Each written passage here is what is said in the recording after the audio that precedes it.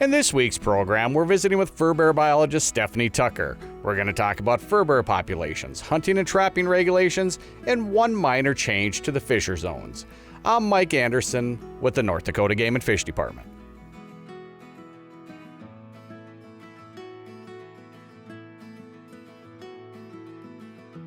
We do have one sort of minor Furbearer regulation change. We have the open and closed zones for fishers that we adjusted slightly. So we actually expanded the area that's open for fishers in the past. We've always wanted to protect the Turtle Mountain region from fisher trapping because we have a small population of American marten up there that are not open to trapping at this point in time.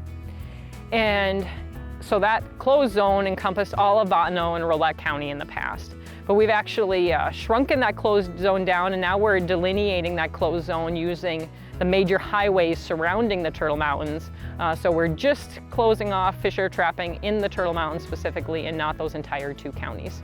So we actually expanded a little bit of opportunity there for fisher trapping. Our most popular hunted and trapped furbearer is no doubt the coyote in North Dakota. We have, really good, healthy coyote population in the state. I have for many decades now. Anecdotally, I'm hearing that coyote numbers are doing really well in most everywhere in the state. All corners of the state I'm hearing from people. That being said, some of our long-term population trend data is saying that they're at least similar to last year, if not slightly up in some regions of the state, but you can expect at least the same coyote population as last year. Our bobcat season got expanded statewide a few years back. And so the bobcat zones, there's two zones. The state is essentially split in half using Highway 83. The western half of the state is traditionally our stronghold for bobcats, where our larger breeding population of bobcats, the Badlands, all the river tributaries in western North Dakota. And then we have another population of bobcats, primarily up in the Pembina Gorge region. But they do have a tendency to trickle out of that area, and so we split the zone, or the state down the middle into the two zones. Mountain lions still doing great in North Dakota. We've seemed to have hit sort of a sweet spot where our population has been pretty stable for about the last 7-8 years with pretty minor fluctuations from year to year. We had 14 mountain lions taken last year by hunters, and the population trend is still holding really strong. And so the season for zone 1 and 2 of the state for mountain lions will be the same as last year. It'll be split between an early and a late season. There'll be harvest limits in zone 1 and no harvest limits in zone 2. And again, just remind people that for mountain lions, you have 12 hours to report your harvest to the Game and Fish Department.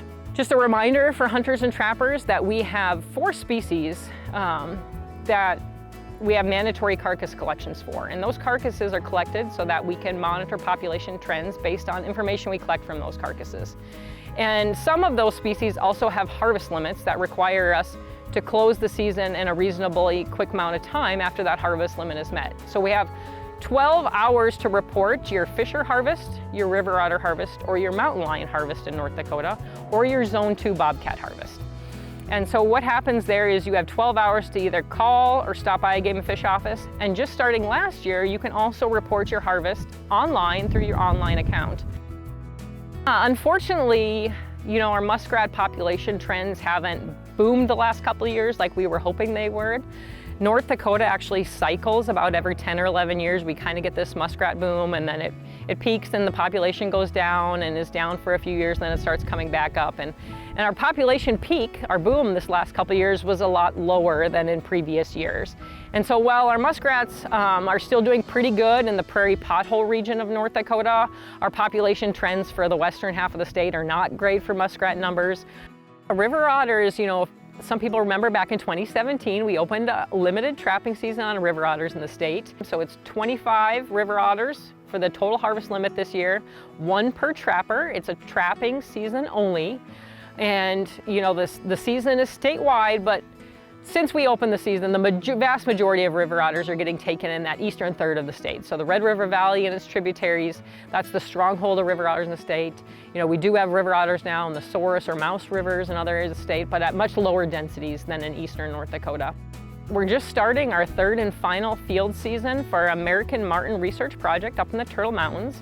We're very interested in finding out how many marten are up there and whether or not we can responsibly open a limited trapping season on them.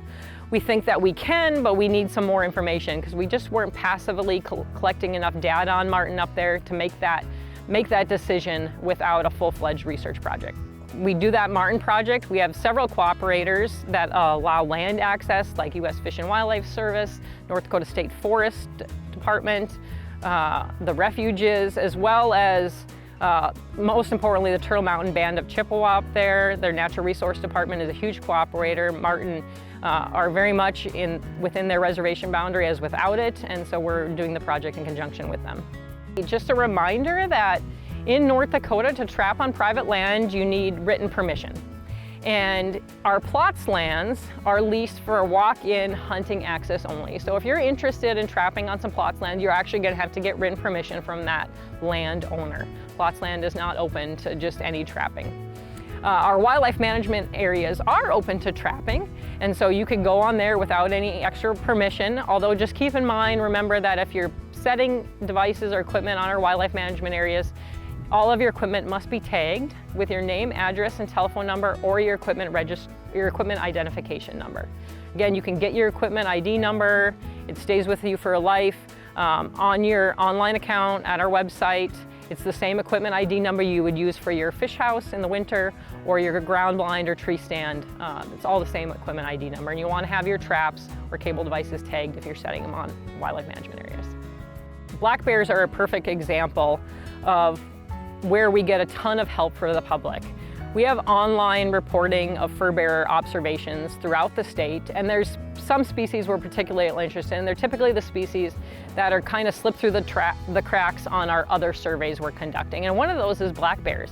Black bears are very conspicuous when they're in North Dakota and wandering around. Most people don't mistake them for something else. It's easy to identify them, and so if you see a black bear in North Dakota, we'd love to hear about it. Just go on our black bear page on our website. Right up top, there's a link to report your black bear sightings. But we also take sightings of mountain lions, fishers, river otters, marten, other really rare things, like if you think you saw a wolverine or a black-footed ferret, those are on there as well.